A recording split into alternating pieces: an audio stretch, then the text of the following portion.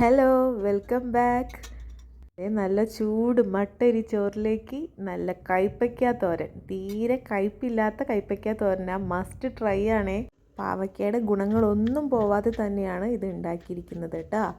ഇതിനായിട്ട് ഒരു കൈപ്പയ്ക്ക നന്നായി ചെറുതായി നുറുക്കി ഒരു പാത്രത്തിലിട്ട് അതിലേക്ക് മഞ്ഞൾപ്പൊടി, മുളകുപൊടി, 1.5 ടീസ്പൂൺ തൈര്, അരമുറി നാരങ്ങ നീരും ഒഴിച്ച് നന്നായി മിക്സ് ചെയ്ത് ഒരു 15 മിനിറ്റ് മാറ്റി വയ്ക്കാം. പിന്നെ ഒരു സബോള നന്നായി ചോപ്പ് ചെയ്തെടുക്കാം. പിന്നെ ഒരു 1/4 കപ്പ് തേങ്ങയിലേക്ക് 1/4 സ്പൂൺ ജീരകവും ചേർത്ത് ഒതുക്കിയെടുക്കാം. പിന്നെ പാൻ വയ്ക്കുക, വെളിച്ചെണ്ണ ഒഴിക്കുക.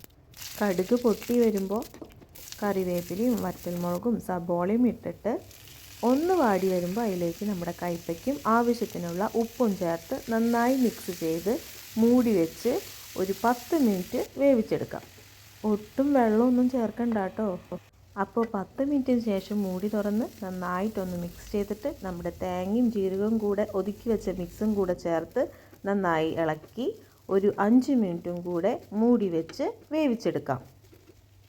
അത്രയേ ഉള്ളൂ, ഒട്ടും കയ്പില്ലാത്ത കൈപ്പയ്ക്ക തോരൻ. എല്ലാവരും ട്രൈ ചെയ്തിട്ട് എങ്ങനെയുണ്ടെന്ന് പറയണേ.